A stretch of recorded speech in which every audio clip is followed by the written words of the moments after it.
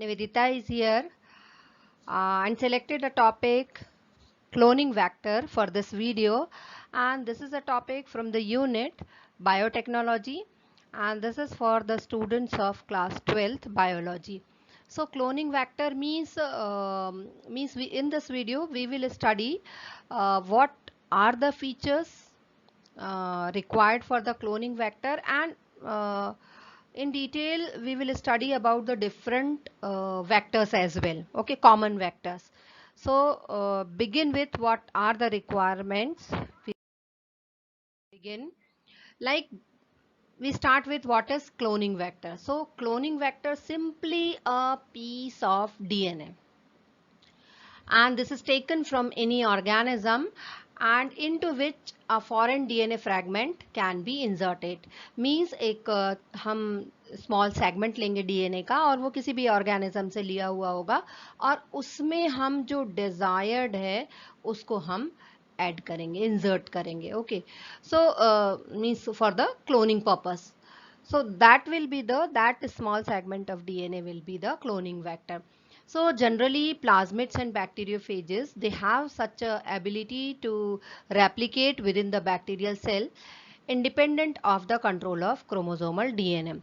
So plasmids and bacteriophages, they are used as a cloning vector.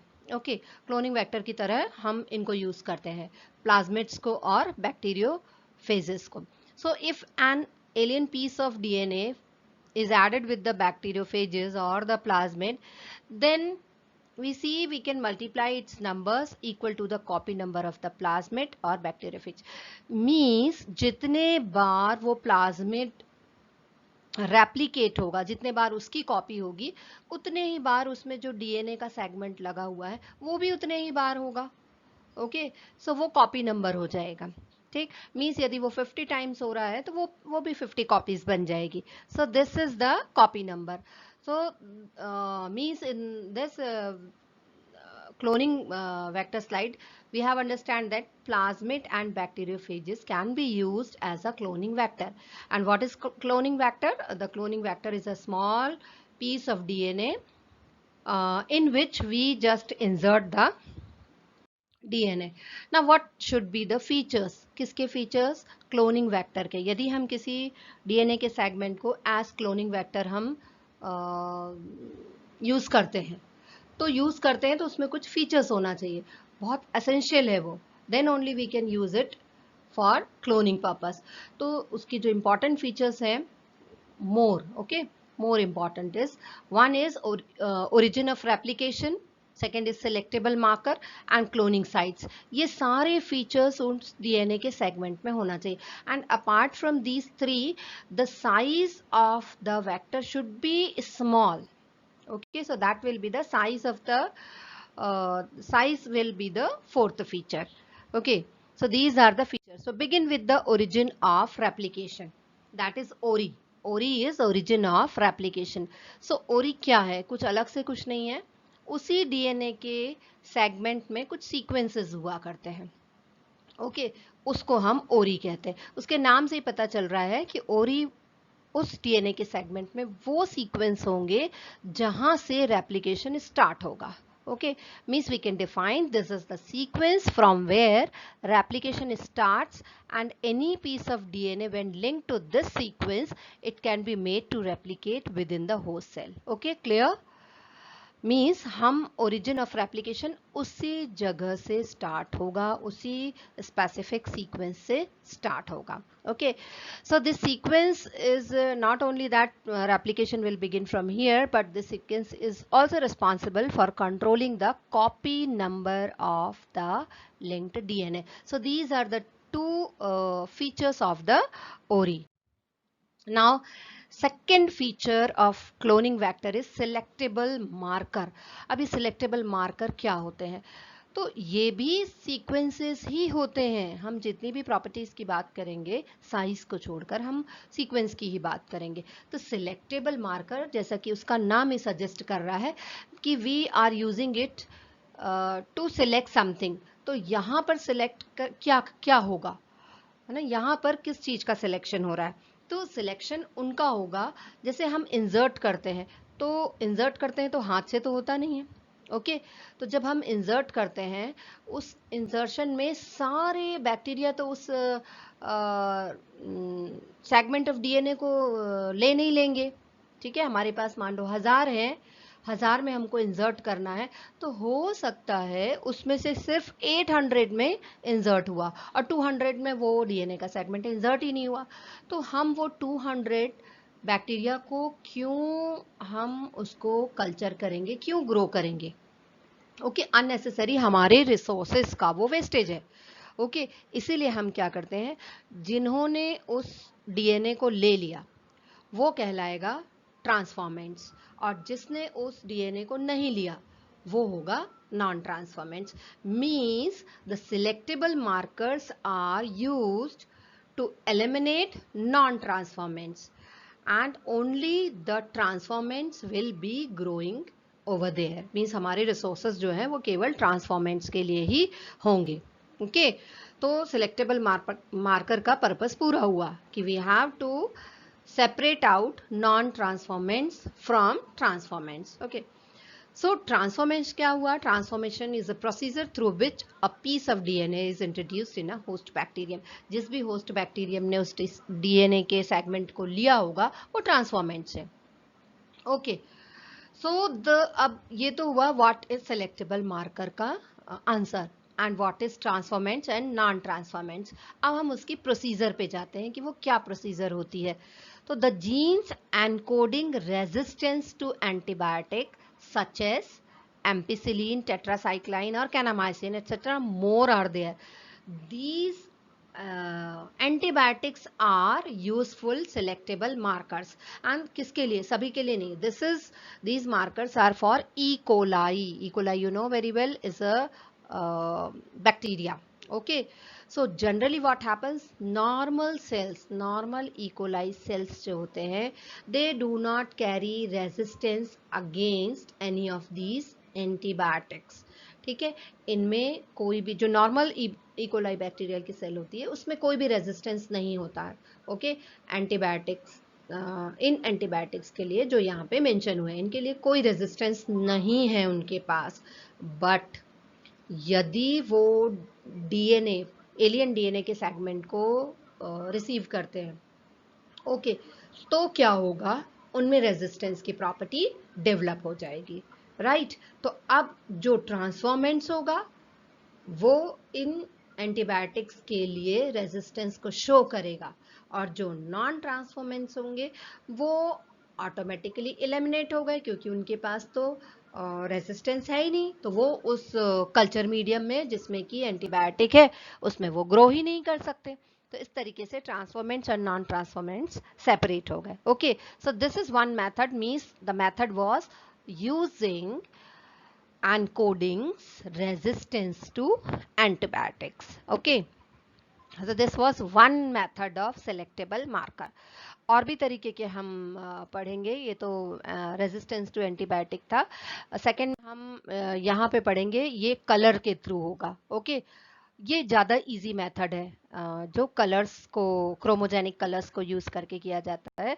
And ये इसका नाम इंजर्शनल inactivation क्यों है ये भी हम जानेंगे। Okay, so what happens, antibiotic resistant genes help in selecting recombinants from the non recombinants. अब ये word जो है ना उन्हीं के लिए यूज हो रहे हैं, transformants and non transformants के लिए। so we have another method called insertional inactivation. अब इसमें क्या किया जाता है, here a recombinant DNA is inserted within the coding sequence of an enzyme beta galactosidase, and इस मीन्स बीटा गैलेक्टोसाइडेज एंजाइम के लिए जो कोडिंग है वहां पर इंसर्ट करते हैं हम डीएनए को। Okay, so what happens in the presence of A chromogenic substance which result into inactivation of the enzyme.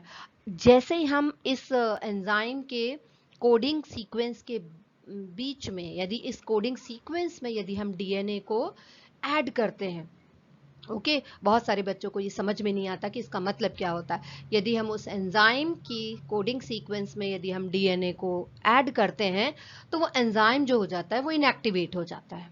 Okay, इसलिए इसका नाम पड़ा इंजर्शनल इनएक्टिवेशन, मींस इंसर्ट करने के बाद वो एंजाइम इनएक्टिवेट हो गया। Okay, this was the concept, ये कॉन्सेप्ट है, राइट ये कॉन्सेप्ट है कि ये कैसे काम करता है। Okay, the presence of A chromogenic substance gives blue coloured colonies. अब हम क्रोमोजेनिक सब्सटेंस वहां पे जो यूज कर रहे हैं ब्लू कलर देगा, वो कलर जो है वो ब्लू कलर देगा, पर ब्लू कलर के कौन से वेक्टर्स हो जाएंगे, कौन से हो जाएंगे, जो रिकॉम्बिनेंट्स है वो हो जाएंगे या जो नॉन रिकॉम्बिनेंट्स है वो हो जाएंगे। ओके, तो क्या होता है, इफ दे हैव इंसर्ट, तो इंसर्ट यदि है तो वो एंजाइम जो है वो इनएक्टिवेट हो गया। अब इनएक्टिवेट हो गया तो वो कलर्स को प्रोड्यूस नहीं कर सकते, सिंपल।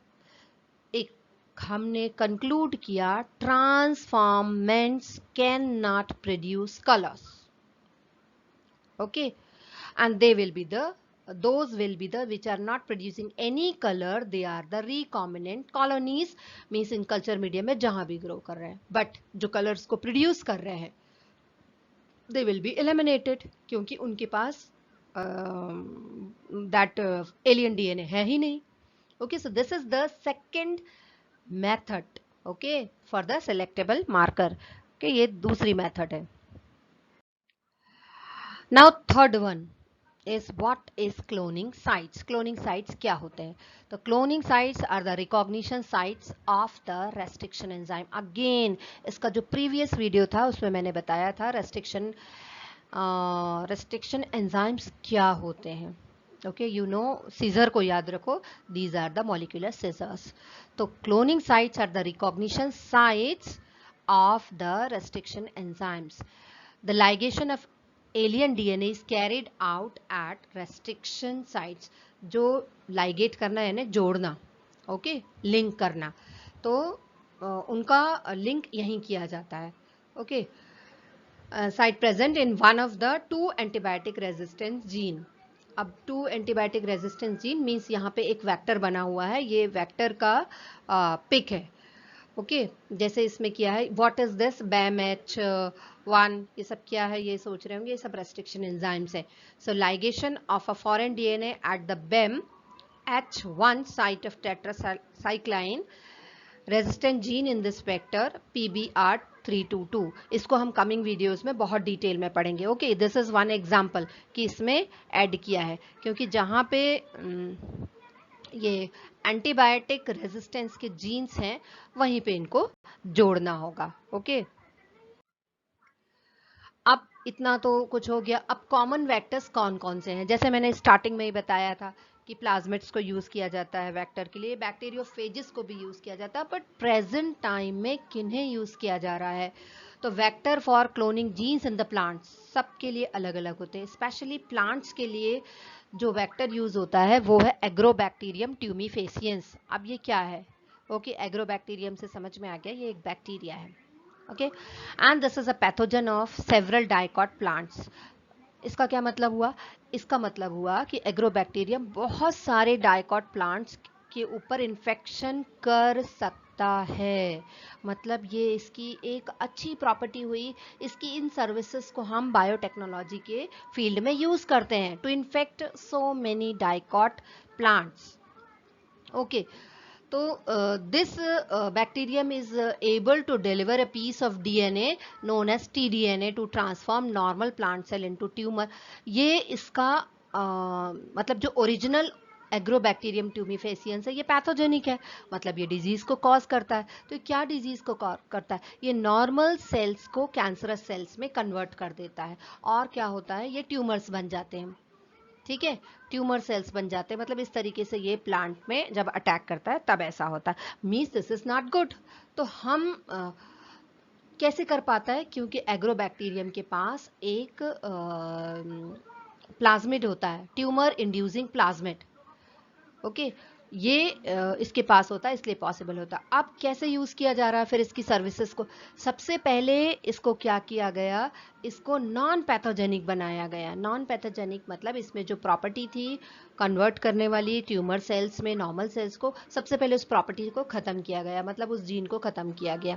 ओके, अब हम इसको एक वेक्टर की तरह यूज कर सकते हैं। Now this is no more pathogenic and after that ये हमारे उस डीएनए सेगमेंट को जिस प्लांट तक हम पहुंचाना चाह रहे हैं उस पर अटैक कर कर ये पहुंचा देगा।